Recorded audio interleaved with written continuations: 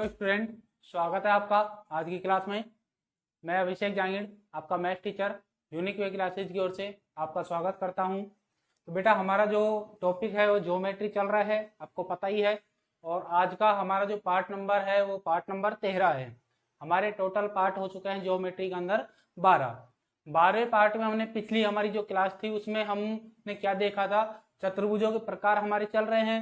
और चतुर्भुजों के प्रकार में हमने अपनी पिछली क्लास में मतलब कल हमने हमारे सम चतुर्भुज को देखा था, समलंब चतुर्भुज को देखा था और हमने देखा था आयत। ठीक है। और एक टाइप में पहले पढ़ा चुका हूं, हम उससे पहले वाली क्लास में पार्ट नंबर 11 में कौन सा चतुर्भुज हम पढ़ चुके हैं पहले 11 नंबर के पार्ट में, समांतर चतुर्भुज।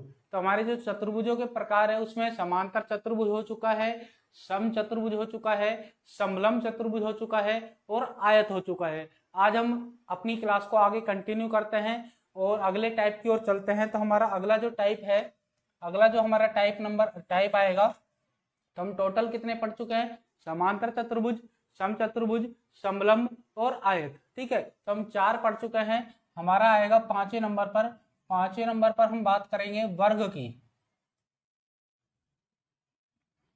ठीक है, वर्ग की हम बात करने वाले हैं। अब देखो, वर्ग की डेफिनेशन हम कैसे देंगे, वर्ग आपको पता भी होगा। ठीक है, वर्ग की डेफिनेशन क्या देंगे हम कि एक ऐसा चतुर्भुज होता है वर्ग। कैसे? क्योंकि इसमें भी 4 भुजाएं होती है, 4 कोण होते हैं और 4 ही शीर्ष होते हैं। तो एक ऐसा चतुर्भुज जिसकी चारों भुजाएं आपस में बराबर होती हैं। ठीक है, जिसकी चारों भुजा क्या हो, बराबर हो और प्रत्येक कोण समकोण हो। प्रत्येक कोण क्या हो, समकोण, मतलब 90 डिग्री का हो, वो क्या कहलाता है, वर्ग कहलाता है। डेफिनेशन अगर हम लिखेंगे, ऐसा चतुर्भुज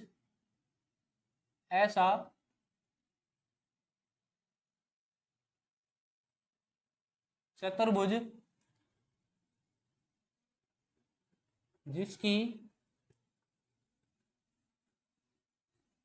चारों भुजाएं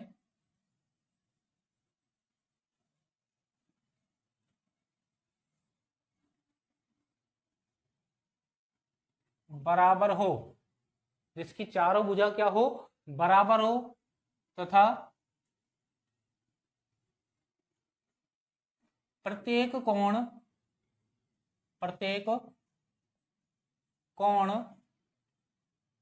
समकोण। समकोण का मतलब क्या होता है, 90 डिग्री हो। वर्ग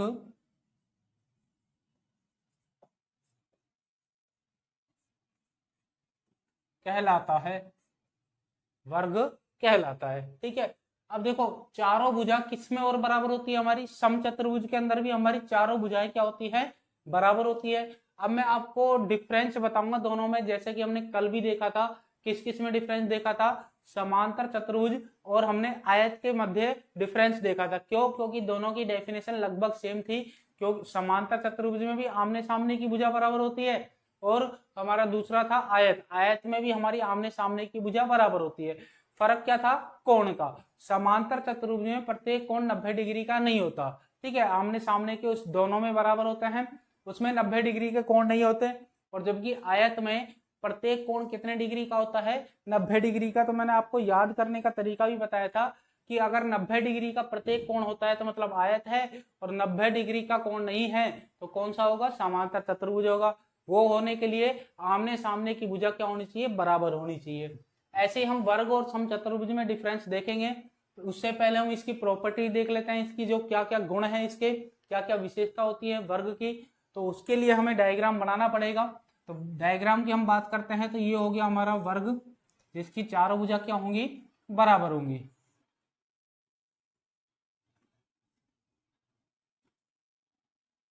ठीक है, ये हो गया हमारा वर्ग। इसका नाम दे दिया हमने ए बी सी और डी। और प्रत्येक कोण कितने डिग्री का है, 90 डिग्री का है। यहाँ पर सबसे पहले मैं इनके विकर्ण की बात करता हूँ। तो ये हो गया इसका ए सी विकर्ण और ये हो गया इसका बी डी विकर्ण। बीच में नाम दे दिया ओ। ये एंगल 90 डिग्री, ये भी एंगल 90 डिग्री, ये एंगल 90 डिग्री और ये वाला भी एंगल 90 डिग्री। ठीक है, प्रत्येक कोण कितने का होगा, 90 डिग्री का होगा, मतलब समकोण होगा। अब इसकी प्रॉपर्टीज की अगर मैं बात करता हूं तो देखो, पहली बात तो सभी भुजा बराबर होंगी, तो हम लिख लेंगे कि ए बी बराबर बी सी बराबर सी डी बराबर डी ए। ये चारों भुजा आपस में क्या है, बराबर है, और चारों कोण भी क्या है, बराबर है। दूसरी प्रॉपर्टी जो आएगी, एंगल ए बराबर एंगल बी बराबर एंगल सी बराबर एंगल डी। क्लियर है ये चीज। अब अगली प्रॉपर्टीज की अगर मैं बात करता हूं तो अगली प्रॉपर्टीज क्या होगी कि चारों भुजा बराबर है, तो जो विकर्ण बनेंगे दो, ये दोनों विकर्ण भी क्या होंगे, आपस में बराबर होंगे। तो विकर्ण हमारा पहला कौन सा था, विकर्ण AC बराबर होगा किसके, विकर्ण BD के। ठीक है, विकर्ण AC और विकर्ण BD आपस में क्या होंगे, बराबर होंगे। ये हो गई हमारी प्रॉपर्टी। और बात करते हैं अगली प्रॉपर्टीज की। तो अगली प्रॉपर्टी हमारी इसकी क्या होगी कि क्रमागत अंतः जो कोण है उनका योग क्या होगा, 180 डिग्री होगा। अंतः कोण क्रमागत, जैसे ए और बी, इनका योग क्या है, 180। बी और सी, इनका योग क्या है, 180। तो ये हो जाएगा हमारा angle A plus angle B बराबर angle B plus angle C बराबर angle C plus angle D और angle D plus angle A. इनका योग क्या होगा, 180 डिग्री होगा। ठीक है, 180 डिग्री होगा। क्लियर है ये चीज। ये हो गई इसकी चार विशेषताएं, चार प्रॉपर्टीज हो गई। और अगर हम बात करें कि जैसे हमने कल आयत में विकर्ण भी निकालना सीखा था, ठीक है, विकर्ण हमने निकाला था आयत में, तो इसमें अगर हम विकर्ण की वैल्यू निकालें, दोनों विकर्ण आपस में बराबर होंगे, ये बात आपको पता है। यहाँ पर दोनों विकर्ण बराबर होंगे, तो हम कोई भी एक विकर्ण निकालते हैं, जैसे AC निकालें या BD निकालें, तो यहाँ से हमें विकर्ण निकालने का एक सूत्र प्राप्त होगा। क्या सूत्र होगा कि जैसे कि मान लीजिए मैं विकर्ण AC निकालता हूं, विकर्ण AC अगर मैं निकालता हूं तो हमें सूत्र क्या हो प्राप्त होता है, यहाँ पर √2 गुणा भुजा, √2 गुणा भुजा। ठीक है, अब ये सूत्र कैसे आया, इसकी बात करते हैं हम। जैसे कि मैंने ये वाला हमने विकर्ण निकाला है AC, ठीक है, ये वाला विकर्ण हमने निकाला है AC। तो इस विकर्ण में क्या, कौन सा ट्राइंगल आप लेना चाहते हो, तो पहले उसको लो।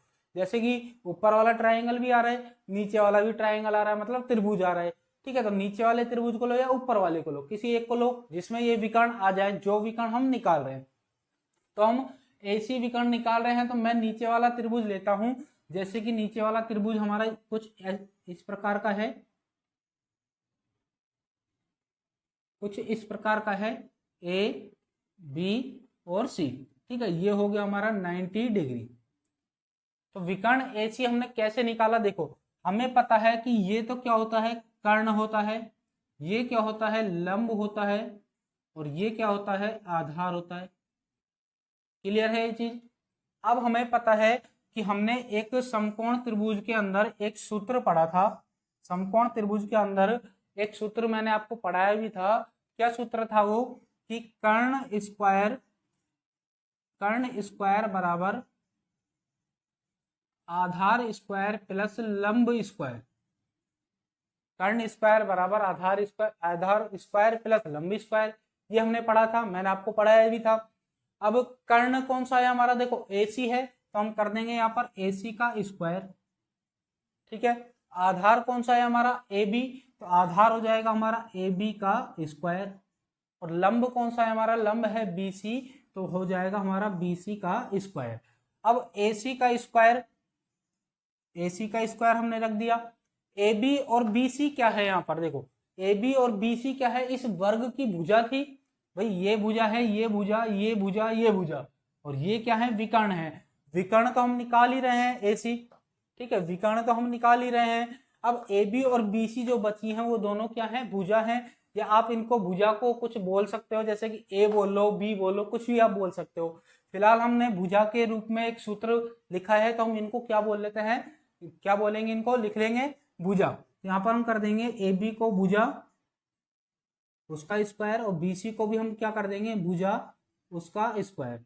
तो एक भुजा स्क्वायर और एक भुजा स्क्वायर, कितने भुजा स्क्वायर हो गए हमारे पास, 2 भुजा स्क्वायर हो जाएंगे, तो हम लिख देंगे 2 भुजा स्क्वायर। अब अगर मैं AC पर से स्क्वायर को हटाता हूं, ठीक है, AC पर से स्क्वायर हटाता हूं तो बराबर के दूसरी साइड जो भी हमारे पास है उस पर क्या लग जाएगा, अंडर रूट लग जाता है। तो यहाँ पर हम AC पर स्क्वायर हटा देंगे और इस पर क्या आ जाएगा, अंडर रूट आ जाएगा 2 भुजा स्क्वायर।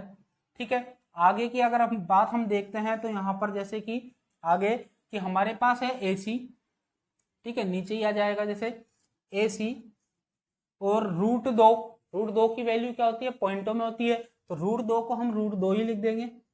और रही बात अब भुजा स्क्वायर की, अगर मैं भुजा पर से स्क्वायर हटा देता हूं तो स्क्वायर से क्या कैंसिल हो जाएगा, रूट कैंसिल हो जाता है, तो हमारा केवल क्या बचेगा, भुजा बचेगा। मतलब भुजा हमारा रूट से बाहर आ जाएगा, क्योंकि हमने स्क्वायर हटा दिया है तो स्क्वायर से रूट हट जाएगा, स्क्वायर हटाने पर रूट हट जाएगा, स्क्वायर से रूट कैंसिल हो जाएगा। तो हमारा सूत्र आ चुका है, देखो विकर्ण AC विकर्ण ही था, AC विकर्ण रूट बराबर रूट 2 इंटू भुजा, ठीक है, इंटू में ये, तो हमारा ये सूत्र इस प्रकार से निकला था, जो कि आपको याद रखना है कि वर्ग में विकर्ण निकालने का सूत्र क्या होता है, ये आपको याद रखना है। तो इसी के साथ हमारा जो वर्ग का टॉपिक है, ठीक है, वर्ग हमारा जो 5वां टाइप चल रहा था वो कंप्लीट होता है। तो ये चीजें आपको वर्ग में याद रखनी है। आगे हम चलते हैं अपने नेक्स्ट टाइप की ओर, और नेक्स्ट टाइप हमारा कौन सा आता है, हमारा जो छठा टाइप है वो है पतंग। ठीक है, छठा जो टॉपिक है, छठा टाइप है वो है पतंग। पतंग के बारे में आपने सुना होगा। अब पतंग देखो, कौन सी पतंग, वो वाली पतंग की बात हम नहीं कर रहे, कौन सी पतंग की,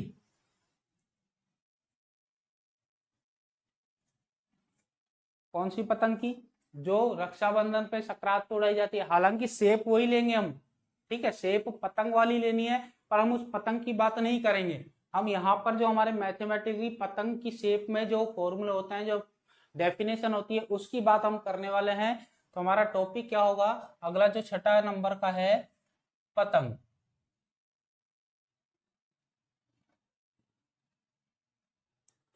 पतंग की डेफिनेशन क्या होगी, ऐसा चतुर्भुज, ठीक है, इसमें भी वही 4 कोण, अब चतुर्भुज की बात कर रहे हैं तो अब आप समझ जाओगे कि यहाँ पर 4 कोण ही होंगे, 4 शीर्ष होंगे, तो बार बार हम रिपीट नहीं करेंगे। पतंग की बात करते हैं तो एक ऐसा चतुर्भुज जिसमें आसन भुजाओं का एक युग्म बराबर हो या समांतर हो, जो भी आप कहना चाहो, आसन भुजाओं का एक युग्म बराबर हो, क्या कहलाता है, पतंग कहलाता है। डायग्राम से और आपको अच्छी तरह समझ में आएगा, पहले मैं डेफिनेशन लिख देता हूं। क्या डेफिनेशन है, ऐसा चतुर्भुज, ऐसा चतुर्भुज जिसकी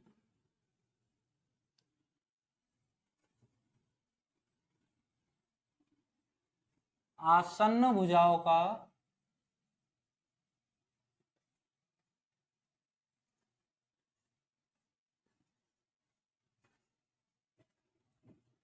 एक युग्म बराबर अथवा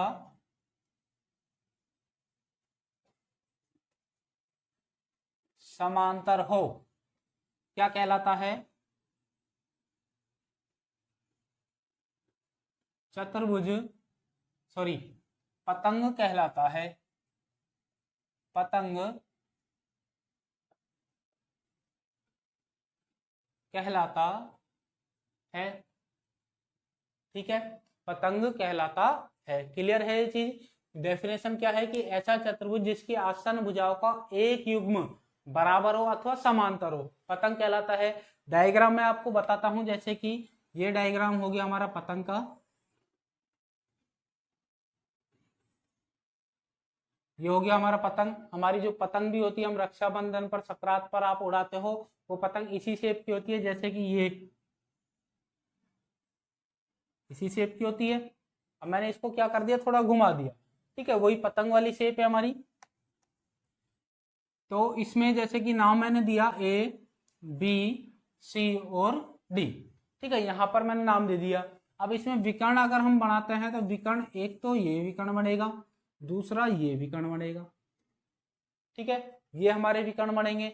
अब मैं डेफिनेशन पर आता हूं कि आसन भुजाओं का एक युग्म बराबर हो, आसन भुजाओं का एक युग्म, जैसे कि ये समांतर होंगी, ये आसन भुजाएं हैं और इनका एक युग्म बराबर होना चाहिए, जैसे कि ये बराबर है या ये बराबर है। क्लियर है ये चीज? आसन भुजाओं के युग्म बराबर होने चाहिए। ये हमारा क्या हो गया? पतंग हो गया। अब इसके विकर्ण पर अगर हम आते हैं तो विकर्ण देखो एक दूसरे को क्या कर रहे हैं? समद्वि भाजित कर रहे हैं।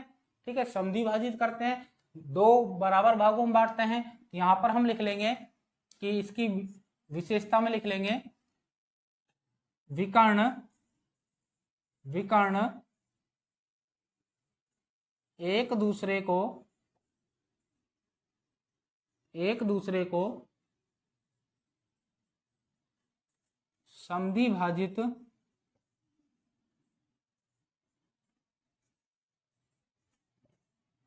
करते हैं। ठीक है, और अगर दूसरी विशेषता की अगर मैं बात करता हूं तो पहली विशेषता आपको समझ में आई कि विकर्ण एक दूसरे को समद्वि भाजित करते हैं। दूसरी विशेषता की अगर मैं बात करता हूं तो यहाँ पर आप देखो कि जो विकर्ण है वो एक दूसरे पर लंब है। लंब का मतलब 90 डिग्री के कोण बनाते हैं। ठीक है, जैसे कि यहाँ पर ये लाइन सीधी है और ये बिल्कुल इस पे सीधी आ रही है, तो मतलब यहाँ पर किसका कोण बनेगा? 90 डिग्री का बनेगा। या हम ऐसे बोलें कि ये सीधी है और ये इस पर लंब डाल रही है, तो यहाँ पर क्या बनेगा? 90 डिग्री का। इसके चारों तरफ कितने डिग्री के कोण बनेंगे? 90 डिग्री के कोण बनेंगे। तो मतलब हम क्या कहेंगे कि विकर्ण एक दूसरे पर क्या होते हैं? लंब समद्विभाजक हैं। तो यहाँ पर दूसरी विशेषता हमारी हो जाएंगी कि विकर्ण एक दूसरे पर लंब होते हैं। लंब समद्विभाजक मैंने इसलिए नहीं लिखा क्योंकि समद्विभाजन हम पहले लिख चुके हैं, समद्विभाजित करते हैं। विकर्ण एक दूसरे पर क्या होते हैं? लंब होते हैं। क्लियर है ये चीज? ठीक है, और अगर हम यहाँ पर लिखना चाहें तो ये भी लिख सकते हैं। देखो ए बी बराबर होगा एडी के, ए बी बराबर होगा एडी के, और इसी में BC बराबर होगा CD के, BC बराबर होगा CD के। क्लियर है ये चीज? तो हमारा जो पतंग है वो कंप्लीट होता है। और पतंग के बाद मैं ये कहूँ कि हमारा जो चतुर्भुज का टॉपिक है वो चतुर्भुज का टॉपिक हमारे इसी पार्ट के साथ हमारे यहाँ पे कंप्लीट होता है। और इसके बाद हम क्या स्टार्ट करेंगे वो देखते हैं। अगला हमारा त्रिभुज हो चुका है, हमने रेखा एवं कोण पढ़े थे। रेखा एवं कोण से हमने स्टार्ट करा था ज्यामिति को, ज्योमेट्री को। उसके बाद हम त्रिभुज पढ़े थे, त्रिभुज में हमने सब चीजें देख ली थी, उसके टाइप वगैरह।